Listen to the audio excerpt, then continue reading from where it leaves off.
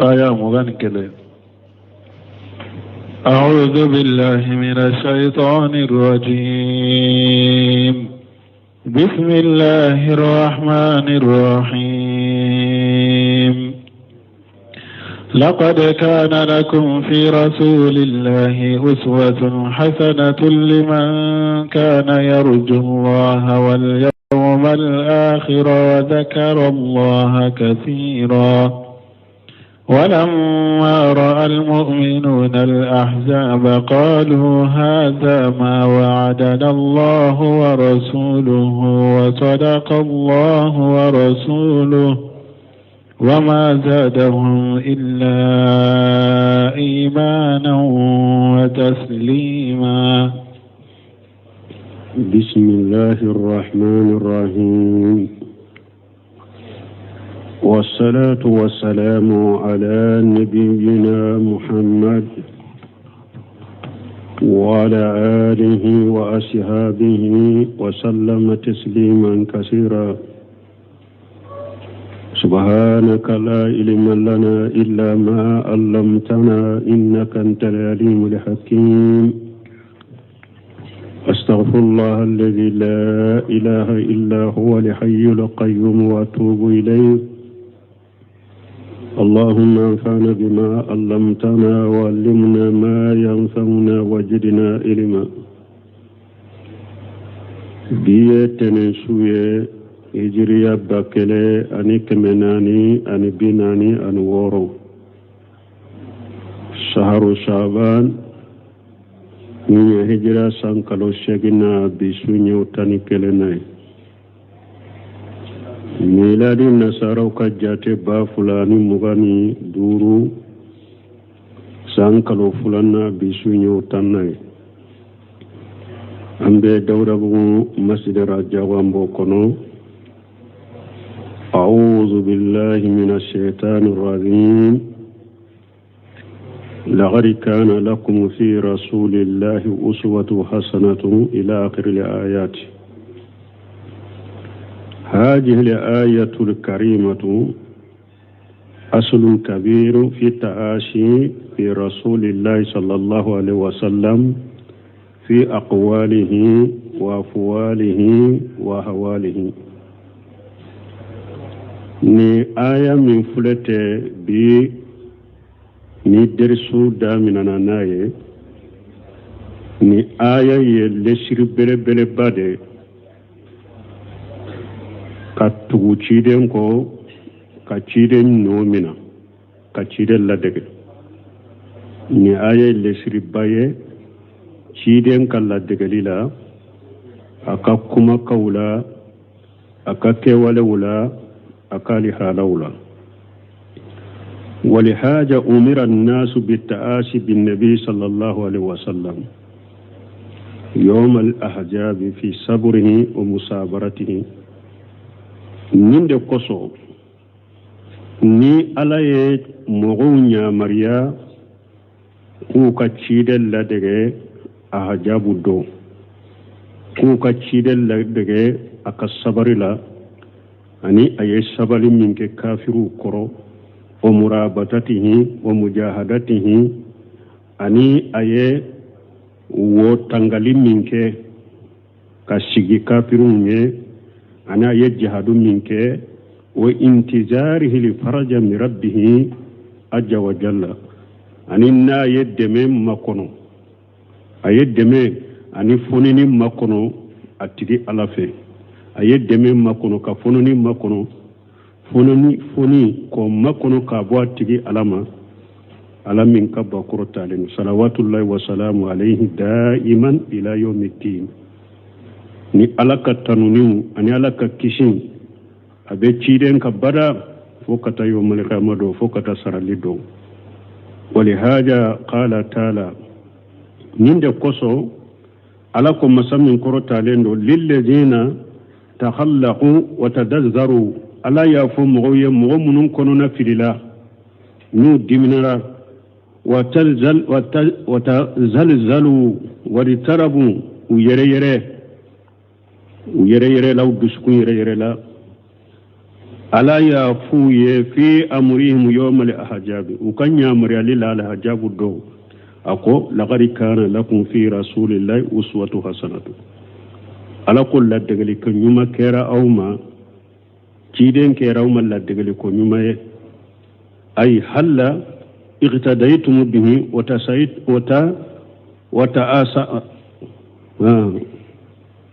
وتأسيتم بالسمائله هرنا أتونك شيدل لدغه أني أكا جوغونا كلا هلو هرا أتونك شيدل نومنا كلا دغه ولولا donc ni aya min fulani yo waqul haja qala taala ninde ko sala ko liman kana yarju Allah wal yawmal akhir wa zakara Allah kaseera akomme ciden kera mogo malla degali ko nyumaye mogo min nibe ala kumbe nyugonya jigi qiyama ani dollaba kumbe nyugonya saka kunu nibo jigi ani iye ala kosuma kosobe donc ni aya bon kasiriye nin fo ala tumami abdurrahman saadi ayeni aya tawsiri akonni aya ye usulu tigu bolo akonni aya ye lesiriye ka ciden la daga ka kuma kauna na ka kewale na kala hala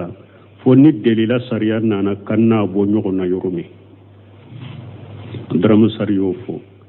o ko fi ako fal uswatu nawani uswatu hasana wa uswatu sayya akol la dagali cogo ya fula delu la dagali ko nyuma ani kam gol la dege ko jugula fal uswatu hasanatu fi rasulillahi sallallahu alaihi wasallam fa innal mutaasi bihi salaka tariq al mawsul ila karamatillahi wa huwa siratul mustaqim awa ciden no minani ani ciden la degali o de la degali nyumae ni ala katanuna kishibaka ni mogo min nye ciden de la dege i donna sirala sira min billa se ala ka bonyama ala ka bonye jumae ala ka sira tilele ni mogo ye ciden de la dege i donna sirala sira min be illa se ala ka sira tilele ma وما الأسوة بغيره إذا قال فهو من مغو يمغور لا دغ مين يتشيدن سوسو فهو الأسوة السيئة ويلا دغ كو جودي كقول الكفار حين دعتهم رسل للتآسي بهم أبك كم كافر كو أبك كم كافر يمين فو تمامي كافر ويو كم مغو ولا تمامي nabi nyumu ye u kafiru wale ko kafiru ku nomina ku ladego be minna ka dabila kafiru ye mufo inna wajadna abaana ala ummati wa inna ala asarihim muhtadun kafiru ko tumamu cide nyu wale ni cide ko yetu wanko ayan nomina abe minna ya dabila kafiru ko ay anyan faw soro ni dina de ka donc amban faade no min ambe kandanan faw ka tasirade qudwatu shay'a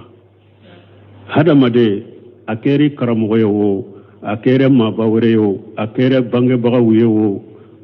akere ika fa koro temene unyo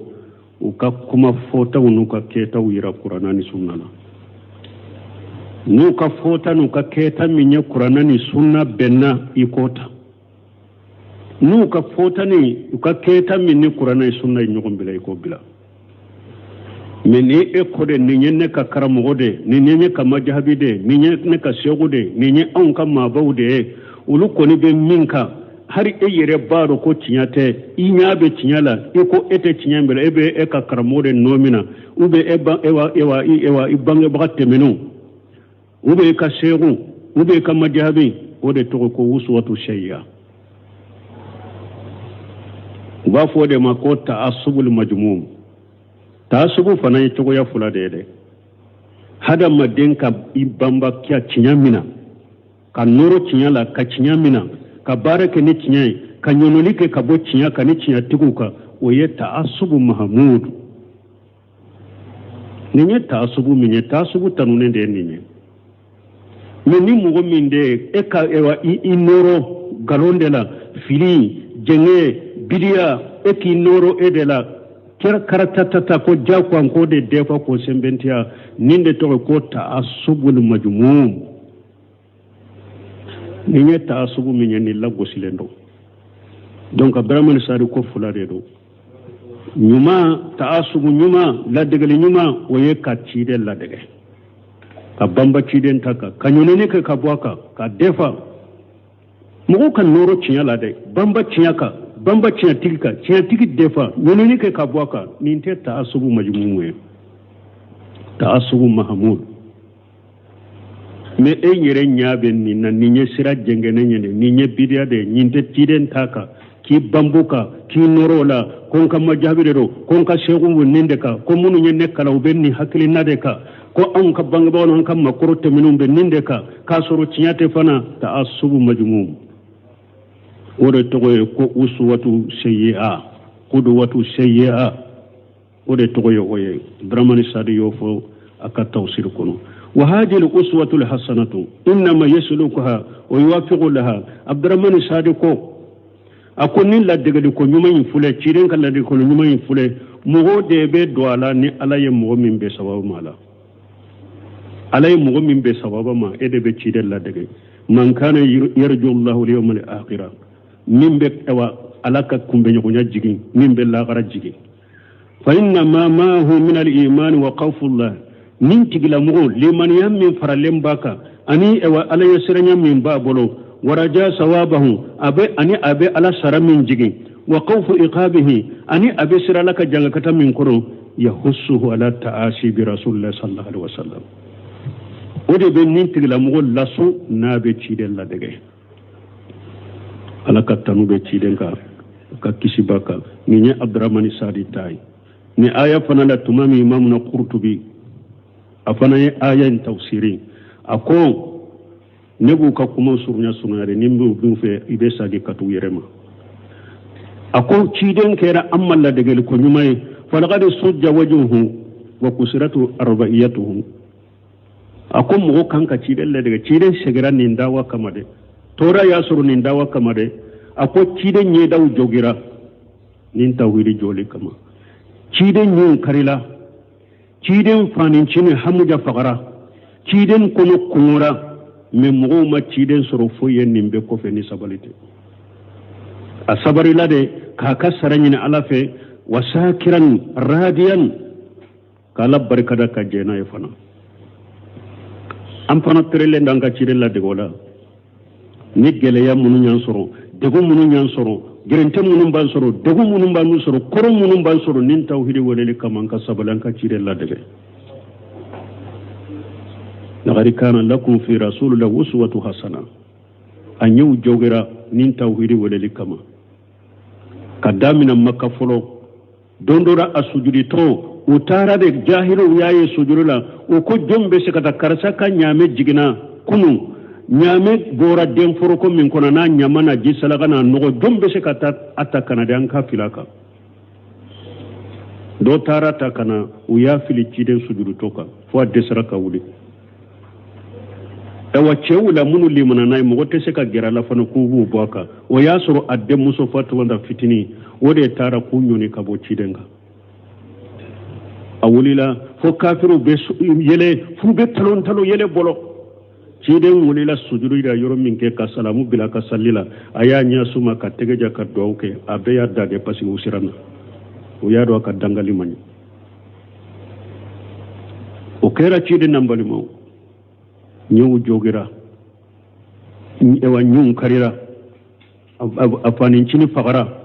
akko ewa kono kunula asabarila aya ka saranyini alafe aya ala barka daka ajenanaye anana Anas ibn Malik bolo kabo abitele hata bolo Qurtubi rebe nonun fore ako kandagi do ku ulu kumo minye ulu soro uya yira cidena uye e ka finita kabu ka konula ka soro uye fara de siru ka konula puru ka se ka fanga soro ka jo kungo bolo kungo yumina unana uka kungo yira cidena ko kungo do ulula de uyu ka finu korota mo kelen kele be fara kelen asirlembi konula kungo bolo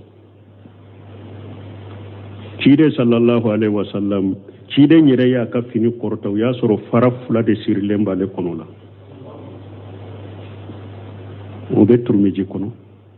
fara fula ale yo de sira kono la puru akashe ka giriya ka jo to ye fara kele kele nde wa qala sallallahu alaihi wasallam lamma sujja akotuguni akociden ko tumamu ya nye daw joge ako allahumma ighfir li qaumi fa innahum la ya'lamuna akonti gala ya fanka mo mota do de ya fu mota do de balmo nin tawhid dawa nin sunna dawa ateta degun ko koy degun be bo fambe kuma jugu be bo fambe ki segere ke wala jugu be bo fambe ki segere kungo bi surala ibe kungo ibe bugo ibe dogi ibe jogi numme ni aya bilinya koro laqad kana lakum fi rasulillahi uswatu hasanatun liman kana yarju Allah wal yawmal akhir wa zakara Allah kaseera awani nyelle sir bay ko bela anka ciden dege komi bunka sir ya fo tungu fi aqwalihi nu ko ciden de yenni fo anka ciden daga lan shoko hakke anka ciden daga fi afwalihi akakke wale wanka Allah daga wala anka ciden daga fana wa hawalihi akalla halawla abdurrahman sariya fo chogme fo ni delila sariya nana yoromi kanna bo nyoko na yoromi masala silamiya sariya ya daga le ya ka muso chama fu ambe sagala daga wala o kere kere nayi anna tekel nyo orola ni muso min nana cide nyi nyere di ema woli te ñini sere te ñini furna fulo kotala abe dona yede aba furude o ba an ñewa ayi anta la de mi yorola bo nin nunu na ñugo na te delilu shar'i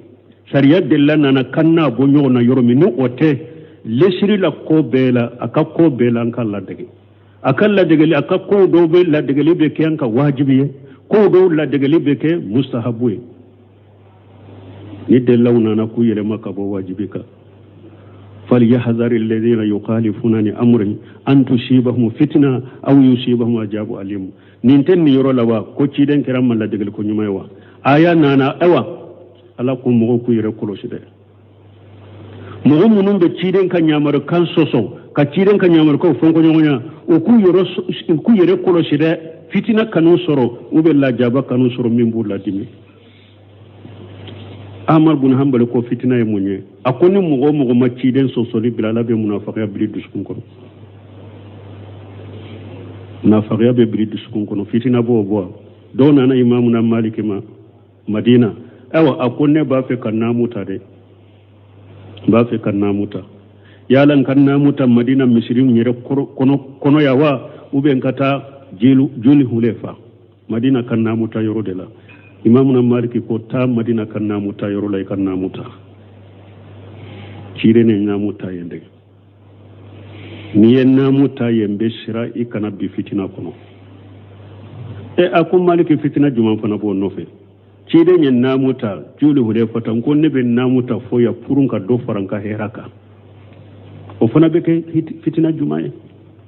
maliki ko beshra ikana bi aya kono fali yahjari allazina yuqalifuna ni amrihi an tusibahum fitna aw yusibahum ajabu alim وقال تعالى لقد كان لكم في رسول الله أسوة حسنة لمن كان يرجو الله واليوم الآخر وذكر الله كثيرا akom be siray kana bi fitina kono ala ko mo ko yere koloshi munum be cide soso ku yere koloshi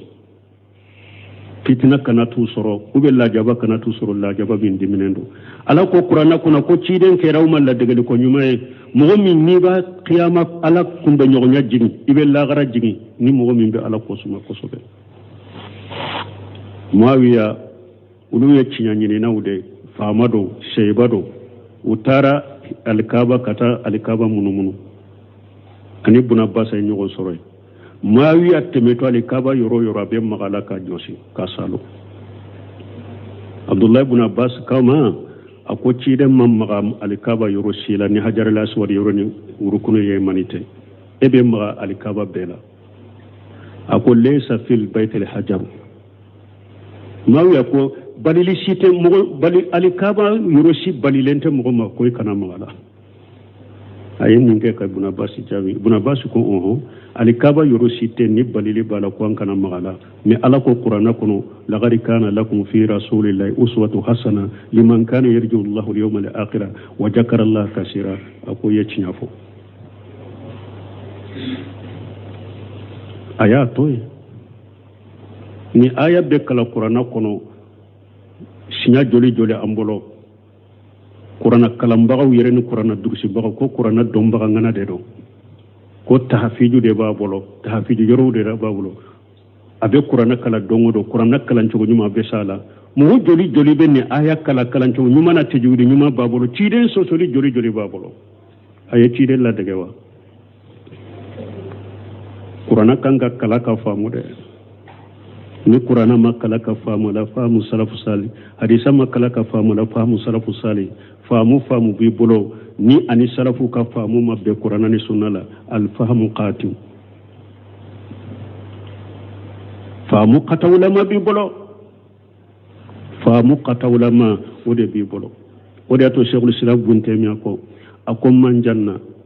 annahu ya'khudhu bil kitabi was sunnah بدون أن يقتدي بصحابته وأن يتبع خير سبيلهم فهو من المبتدئين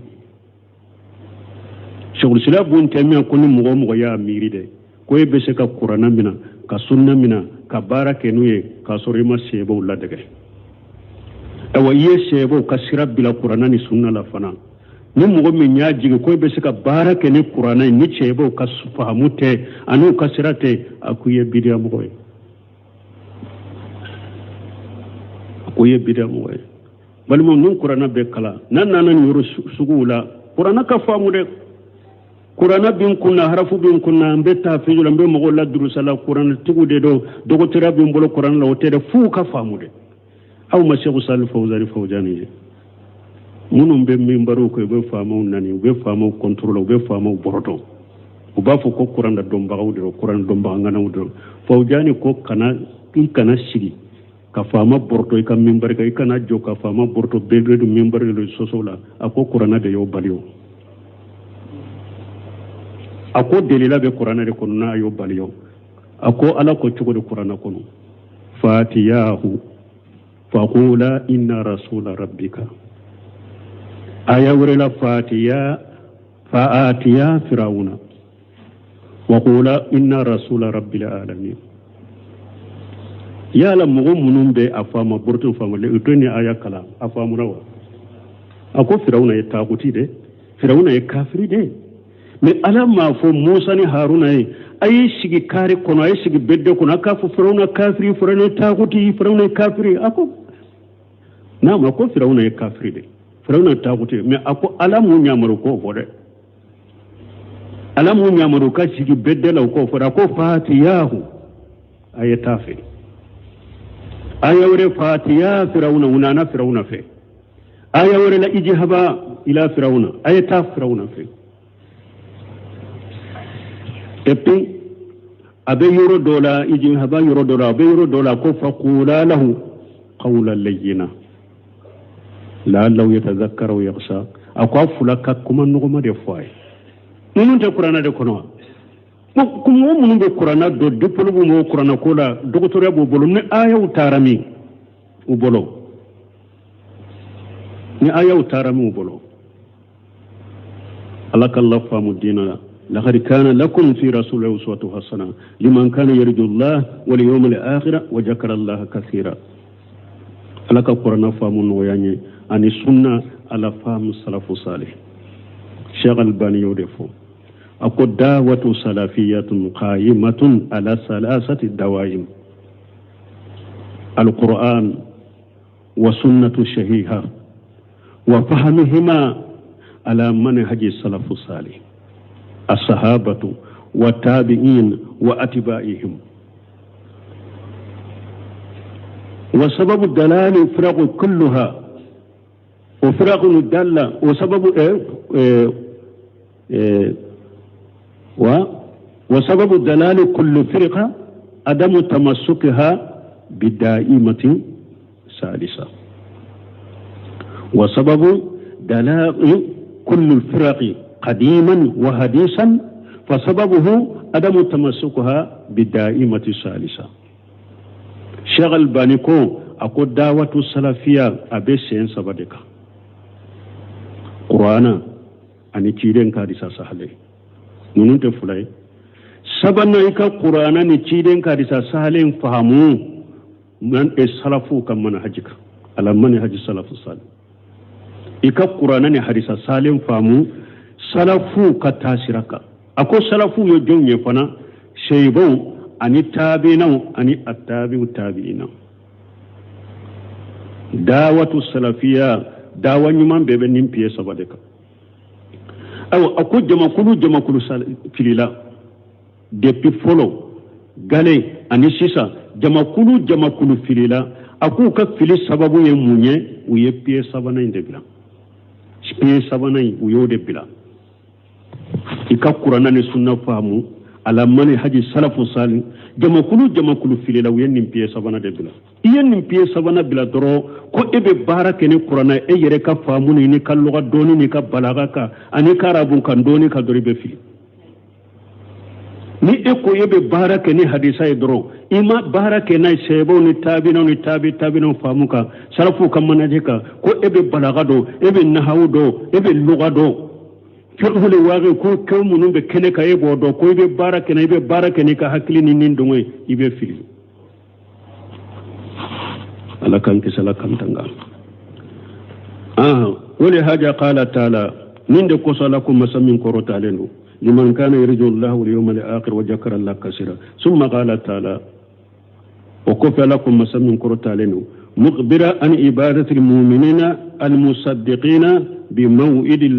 بموعد الله لهم وكفى لا ينكبريا مؤمن منوني على بطو كاتشيا تيجيا كي وكبطو لا كوكبطو كي كبطو تشيا تيجلا ماي على أنكبريا أي الله من بلا أولويا الله من تأولويا وجعله العاقبة حاصلة لهم في الدنيا والآخرة أن الله يلبون كنيم من دوما جاء أن الآخرة مؤمن من يتشيا تيجي وكل من يلا وكمؤمن يلا الله يسرى من بلا ولون الآخرة أن الله يلبون كنيم من كوي جاء الآخرة على بنان كبران قوي على كو ولما أرى المؤمنون الأحجاب أقول من مؤمنون يكافر كجمع بينه kafir bata min na kulu bena silamiya sila tunu ku bena cide na ka jama be bojiya kono siya kale mo bata tumami mu'minu yoye qalu haja ma wadana Allah wa rasuluhu uko alayhi Allah min tanye cide ni Allah min fanyo de fulene wa sadaqa Allah wa rasuluhu alayhi cinya fa cide nya cinya fa qala badul ulama دوني كبغو دوكو يا أنونا قوله تعالى في سورة البقرة وكلا نيني مونيه مؤمن وكلا نيني مونيه نكم لا نوكو على الله من تانيه شيرين الله من تانيه ويتشنافو على الله من تانيه ودي فلانيه شيرين الله من تانيه ودي فلانيه على يتشنافو شيرين يتشنافو وكلا نيني جمعي آية من بسورة البقرة كنو أم حسبتم أن تدخلوا الجنة ولما ياتكم مثل الذين خلوا من قبلكم مستهم البأساء والضراء وزلزلوا حتى يقول الرسول والذين آمنوا معه متى نصر الله ألا إن نصر الله قريب وكم بين آية دما نهاية لك أم حسبتم أقول يا المؤمن أو يا ميري دوا أو يا جيجي دوا أن تدخلوا الجنة كو أو بكجيا كن أو بافوا يمؤمن يترو alla ya fi alembe to jiyan kuno abeta do arjanna kuno walamma yatikum masalul ladina qalu min qablikum kasuru mu'minun temina awnye la jarabi munun yusuru dego munun yusuru kasuru nyona ma usuru aw ya miri ko ba fawdala ko ye mu'minu ye abetote kata do arjanna kuno kasuru mu'minun temina awnye la jarabi munun yusuru nyona ma usuru masatuhumul basau mu'minun tamina awye fantanya gelewu yusoro wadarawu banawu yusoro wajulu siranya yusoro kayere hatta yaqula rasulu walladhina amanu ma'ahu fo ciden ko ani mu'minun limana kafara ciden ko mata nasrullah uko alaka demen bena amma wakati juma amma ko be alaka demen na sare balman ne gele anda yede ko ka gele ya fo ci de nyere ka fo alaka demen bena wakati juma ko ka gele ya fo mu'minu dafalin nyere ka fo alaka demen bena wakati juma amma ko be alaka demen na ala ko inna nisra la qarib akun ne ka demen ka surama adama de i koronya de e wadugum bonyanika gele ya bonyanika wakati mi de foni makoni wala mu anna nisra ma sabri wa anna al farad ma al karb alaka de membe fara sabali de ka ay kadum foni ni be fara gele ya de ka ni ko gele ya re ka gerente bonyanika yoro mi de i jigida alaka e ka de men na wakati wode ini de men manja o kantum benni aya de ma أي حاجة ما وعدنا الله ورسوله من الابتلاء والاختبار على يمين فاني قوابا لا جربي أكيد من فوق على بلا جربي أي لا جربي من فوق الامتحان أني على يكيد يفوق يجمع من بباسنا الذي يأخذه النصر القريب يجمع من لا جربي ني إوا دمين بتوالا دمين أننا كسر أود فلاني ala ya Allah jarabili min fo ciren Allah jabrili min fo ko ambina Allah jarabi de ambina geleya soro men nan la jarabi nan ne geleya soro geleya bonyana wakati min la jarabi gerente min la jarabi bonyana wakati min de men benano awati de o de fulen ni wali haja qalu min de kusuko wa sadaqa Allah wa rasuluhu ala ya cinya fo ci de cinya fo mu'minu kerani ci wode lambalmu al hajabu do wa qawluhu ta'ala ni ala ko masamin koro talendo وما جادهم إلا إيمانا وتسليما نما في جيدي فيلا فلي منيا أنك كودي علم والله جليا جرنتي دغو بلاو أبين مؤمن جيدي لي منيا دلا أبين مؤمن جيدي لي منيا دلا أبي جيدي دي توسر نيبي كودي علم كتا جرنتي ونو دغو ني ewa fantanyaw ni few ni banaw wulu be munafaqide saga ko bana be munum be sukuna be wulu be la shikkaw ka dina la me mu'minu nyuma de gunyo soro dina la chogo de gunyo nya ale soro be do faraka limana kade de gunyo nya ale soro be do fara ale ka aka kodi alamade gunga siri ko dalilu ala ziyarati al-iman wa quwwatihi بالنسبة إلى الناس وأهوالهم أقول دليل بني آيلا كل من يبي جيدي أبي جريا ni hada madun kala halai yi mana be jida be griya kadambe kata hada madun kala halama hada madun kala halau be chogome ukalli mana be jidi uben nagasin ode ahli sunna wal jamaa ka hakina yinde limanala al iman qawlu bil lisan wa i'tiqadu bil qalbi wal amalu bil jawarihi yajidu bi taati wa yanqusu bil mashiya dalila benni na kulli man yabe jidi كما قاله جمهور الأئمة كما إوا أهل السنة إوا الدين نيمو تامن مينفو إنه يزيد وينقص لمن يبجيد لمن يبنغش وقد قررنا ذلك في أول شرح البخاري ولله الحمد والمنة ابن كثير كو عليه الصبتي يا بخاري من شرحه كو عليه الصبتي بخاري كسره دامنا له ko tanube alay aka tanube alay ani fonnan shirabi alay wa mana qawlihi wa ma jadahum ay jalika li hal wa dayu wa shiddatu wa ma jadahum mana ola hala ani okoro anu geleya amu jidi foila illa imana billah ola hala ni okoroni o geleya amu jidi foila fokali manani alay أيو جيدي كلمة على ده والتسليم أي انقياد لأوامره وتعت لرسوله صلى الله عليه وسلم أيو جيدي ده فنا كويرف كلو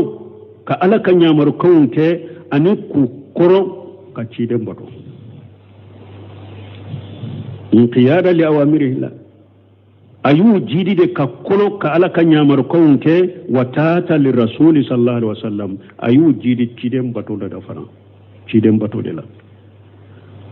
ya rabbi ala kanke mo ye mo munum be ni sebo ladege katabina ladege tabina ladege saka salafu salu ladege kunno mina ala kanko mo ye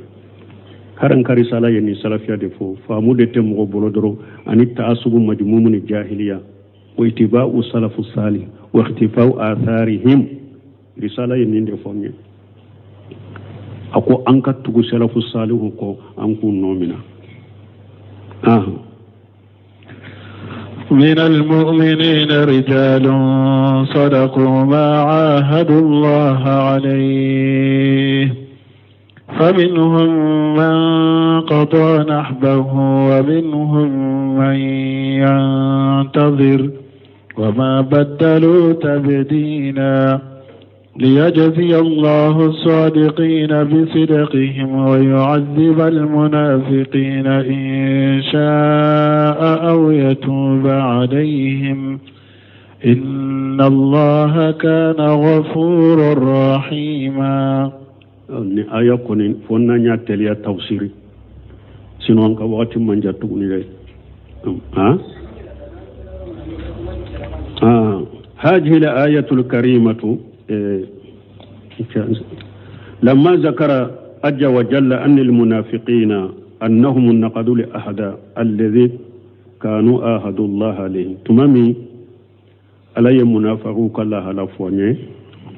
وي الله دو غرجا وي الله دو منت علي وي الله دو غرجا وي الله دو جمعي آهدوا الله عليه ألا يولون لأدبارا وتم الله دو تعالى يساني الأحجاب كنا ahajabun kele in kana jamabain kana uyellahiru ta'ala konni ulu tara kele yorola ulu tebuli wasafa almu'mina tumami ala yofo kofe ko kafiru yellahiru borto ahajaba do yeboli nyini o mateme kofe wa tumami ala yofo wasafa almu'minina bi annahum istamaru ala al-ahd wal misaq ala yemuminu mankutun ku ulu sabatira kadume ukallahidu ka anuka shirifew uyallahidu munun tan yefe munun shirune ala ci ulu sabatira utaka wadato alako sadaqu ma ahadullah alayhi alako min almu'minina ako mugo dobe abe mu'minu la rijalu ha alako mawrizalu ce yawte kalanya de kon bulo semino yafo ko ewa doko ko mugo dobe kalande dobe kabalen bo yerela kururu bola yere marasa bola fo kalande do ta sera ko ani do tumbe munajara la yen nyogon so masala dola ko atigi ko ahmada kotede ko kalande ko ahmada yecce dale yecce ako subhanallah ako ciado ceyala hada madon be ceya min do ina ahmada yekelenya ola me doni ceyala yesiga ina ahmada yekelenya farako baba ni nyogon cede ako hada maden ki yere baleri do i khadara do ala ba fu mu'minu ma rijalu mu'minu ka ceya mu'minu dafanen ka ceya ani e munafiqi ka ceya ubi emi dusukun sabatilente aka ceya kele wudowa ceya inte minan min donendo alako minal mu'minina irjalu ako cewu dobe mu'minu la sadaqu ma ahadullah alayhi ulu yallahi dum minta alaye uya cinya tigiya uyallahi dum bo asirafe faminu man qada nahabahu do be uyu kallahirun dafa ka bo asirafe uminu man yantajimu do be ulu be kelewere makono nu fana bu kallahiru dafa kuma baddalu tabdila nunu mu kallahidu fale fensila ما فلي فيسلا قال بعضهم من صدقوا ما آهد الله عليه فمن من قد نهبه قال بعضهم أجله منكسر دو كسرت دفر لك اللجل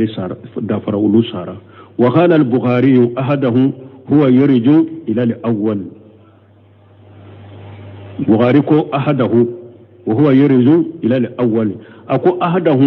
ko obe sage kata folo yimma mana allahidu umu man yantajiru uma badalu tabdil ay uma khayyaru ahad allah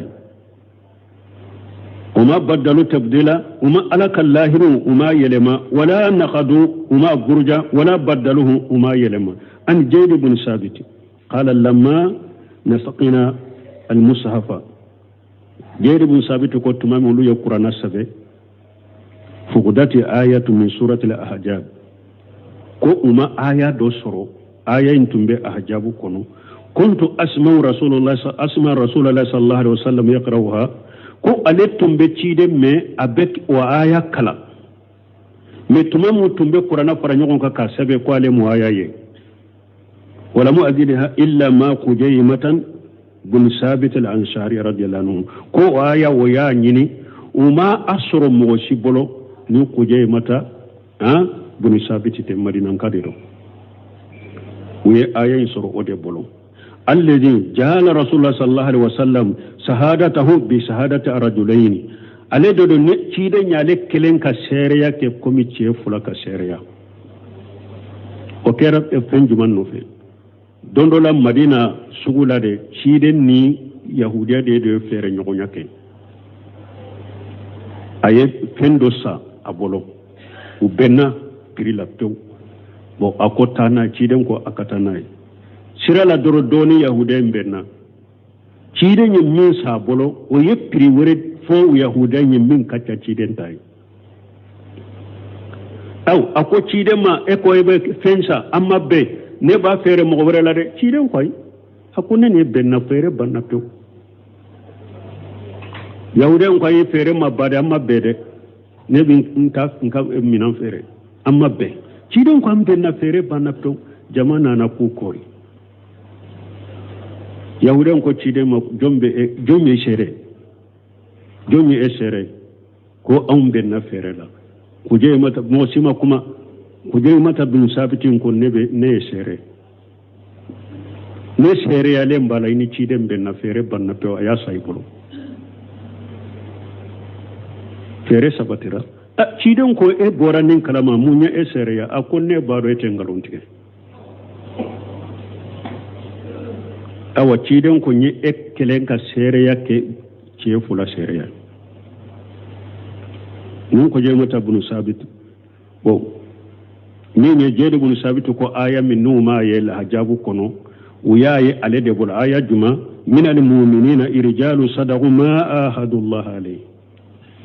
ni aya uya suru ko je mata bunu sabit de bol ansari wa an anas ibn malik radiyallahu anhu qad samina anas ibn malik malaka je kabama قال نرى هذه الآية نجلت في أنس بن ندري رضي الله عنه أنس بن مالك كو قلو يا جاتمنا ni aya jigna Anas ibn Nadri de ka kibar yalla min al mu'minina rijalu sadaqu ma ahadullah alayhi al aya wa Anas qala ammi Anas ibn Nadri radiyallahu anhu alladhi summi'tu bihi Anas ko ale fanincini Anas ibn Nadri ko ya ale yere togo wele ale de la ko ya ale togo yere togo dara o de la Anas ibn Nadri de la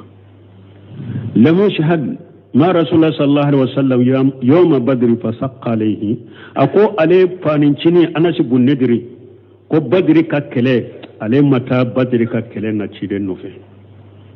badri kele ale mata ciden no fe badri kele na ko o ya degu ko sobe o ya degu kosobe na ma badri kelen soro ka fara cire ko ya degu kosobe wa qala ko awwal mashhad shahidahu rasulullah sallallahu alaihi wasallam qibitu anhu ako ciden ka kele folo ciden ya kele folo min ko kele folo ni ne ma se kaye fa haba an yaqula khayraha alayhi rasrana ka kuma wure fo ninte ha odi atu ni wakati yenne mina drona nan ko mbattele ya kabeto anhu layna arani allah bas akka wakati mbake kashu